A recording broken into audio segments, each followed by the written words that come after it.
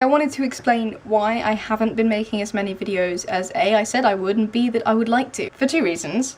A, I am a stellar procrastinator, and B, I actually do have work to do. And I decided to, talk about that, about the stuff that I'm doing for uni, like the modules I'm doing and the assessments and the reading lists and that sort of thing, because I don't know about you, but I really like hearing about what other people are doing at uni and what courses they're doing and what people do at school, that sort of thing. It's cool. Education is cool. I take creative writing and English literature joint bachelor's degree. I take 5 modules this year, in my 3rd year, 3 English lit courses and 2 creative writing courses. I'll do the English lit ones first, I think, because I'm doing more of them. I think the official title is In Search of America, but I just call it American Lit. It kind of follows on from pretty much exactly the same module that I took last year, which I think might have also been called In Search of America. The tutor's the same guy, and he's lovely. I really like Gavin. So the reading list for that is The Road by Cormac McCarthy, selected poems from Wallace Stevens and Robert Frost, Sophie's Choice by William Styron, Middle Passage by Charles Johnson, and all of those, they all happened in the term I wasn't here, so I haven't read any of those. And Beloved by Toni Morrison and We Were the Mulvaneys by Joyce Carol Oates, which is the one we're reading at the moment, which I'm, I think, 14% of the way through according to my Kindle and loving it so far. Gavin has like a massive thing for Joyce Carol Oates. He adores her. The assessments for American Lit are pretty simple. They're exactly the same as the American module I took last year as well. So what you're meant to be doing along the way as this course is going on is writing a journal, like based off your notes in class, based off your own thoughts, just, thinking things over, based over the books you're reading and any outside reading that you might also be doing. And this is actually probably the hardest assessment that I'm doing at the moment anyway, because it's very personally driven. No one's making sure, he doesn't check whether you're doing this, so you really have to be motivated to do it. But yeah, the assessments are 1,500 words, which was due that before Christmas, so I didn't have to do this, of journal extracts, like the best things that you've written so far, and journal 2 analytical essay, so you take stuff from your journal, you take, the best stuff, and then you make it into an analytical essay, but you also submit your journal as kind of context. So the first journal 1 counts for 40% and journal 2 counts for 60%. One of the other modules I'm doing for English Lit is Empire and Identity in the 18th Century, which is a really neat module. So set texts for that are the source book, which my tutor is Stephen Gregg, the guy who compiled all these essays and extracts and letters, and it's pretty cool. So, he knows this inside out, basically, which is helpful, obviously. Also Robinson Crusoe by Daniel Defoe, which luckily I'd read for one of my courses in Stockholm. Orinoco, I think that's how it's pronounced, or A Royal Snave by Afra Ben, again, not sure how her name's pronounced. And The Interesting Narrative of the Life of Olada Equiano or Gustavus Vassa, the African by Olada Equiano. The assessments for that are a 1,500 word essay, which, again, that's one that I haven't done, a 500 word essay plan for your big essay at the end, and the big essay at the end, which is 3,000 words. The big essay at the end is 50% of the module, so that's an important one. My 3rd English Lit module that I'm taking is Shakespeare. Dead simple. And the reading list for that is Titus Andronicus, Richard III, Twelfth Night, Othello, and The Tempest. We also had 5 supplemental plays: Coriolanus, Henry IV, Taming of the Shrew, The Merchant of Venice, and A Winter's Tale, which I haven't read any of those. And I did have vague intentions to go and see one of those cinema showings of the Tom Hiddleston and Hadley Fraser Coriolanus, but never got around to doing it, which is a shame because apparently it was really good and they kissed, which I'm gutted I missed that. But so I'll probably do The Merchant of Venice because for one of the essays we have to use one of the supplemental plays, so I'll probably use The Merchant of Venice because that's the one I know best, and it doesn't have as much raging misogyny as The Taming of the Shrew. All of these plays you can get for free on the Kindle. You can get free Kindle editions, which I thought at first, brilliant, I won't have to pay anything. Turns out this has become the most expensive module I have ever taken in my life because we are required to get the Norton Shakespeare anthology. I'll show you. You're sitting on it right now because I'm using a stack of books. This behemoth of a book cost me so much. This and this, which is reading Shakespeare's dramatic language, cost me almost £50, which just hurt my soul, to be honest, paying that much, but it had to be done.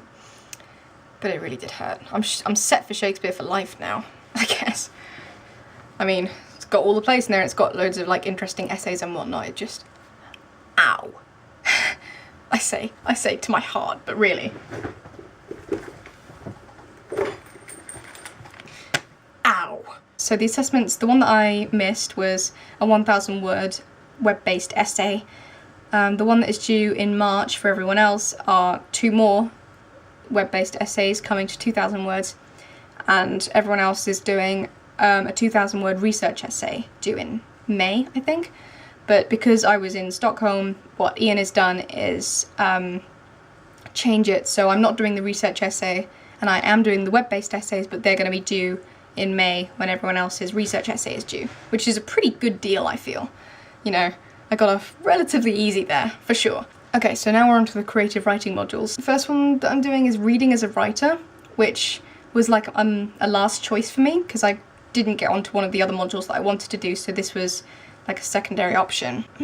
I have mixed feelings about this module. The idea is you choose an author, your favourite author, and you read a bunch of their stuff, and then it gets a little fuzzy, to be honest. It's not really very well defined. The reading list for this is you choose it because you choose the author that you like do the thing on. So my chosen author is Victor Hugo, so my reading list includes Les Mis, and I've just finished reading The Hunchback of Notre Dame, which, wow, that was upsetting. And I'm also going to try and read some of his earlier stuff, like, because he did shorter stories. They weren't all massive classical behemoths like Les Mis. The Hunchback of Notre Dame was shorter than I expected, actually.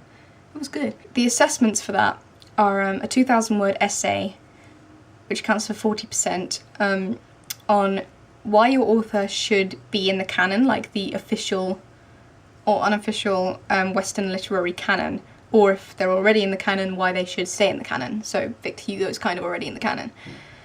It's a stupid concept, the canon, I don't like it. We also have to submit 1,500 words of creative work inspired by the author. I'm not quite sure what that means. If I can submit fanfic for it, I'm golden, because I have literally hundreds of thousands of words of Les Mis fanfic. So that's another 40%, and we also have to do a presentation, which is 20%.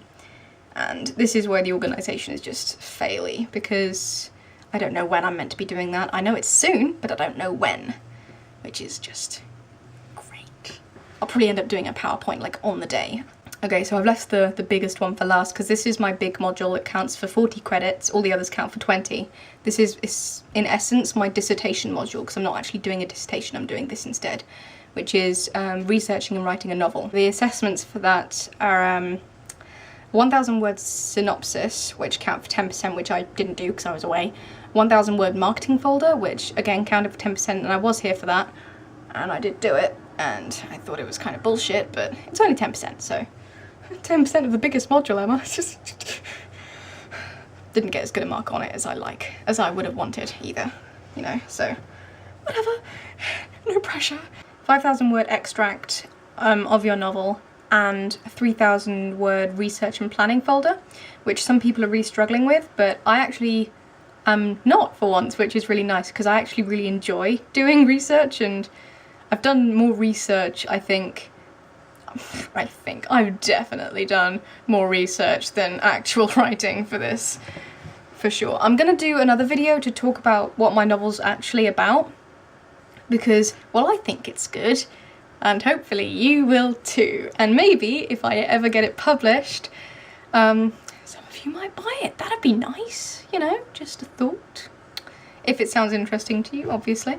We don't have any set reading for this module, because obviously it's just about writing instead.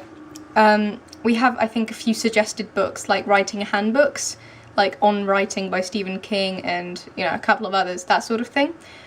But I think we've all kind of quietly accepted that our reading list is The Shock of the Fall by Nathan Filer, who also happens to be our tutor. If you walk into a bookshop at the moment, the odds are pretty high that you will see The Shock of the Fall exhibited on one of those little display tables, because it just won the Costa Book of the Year award.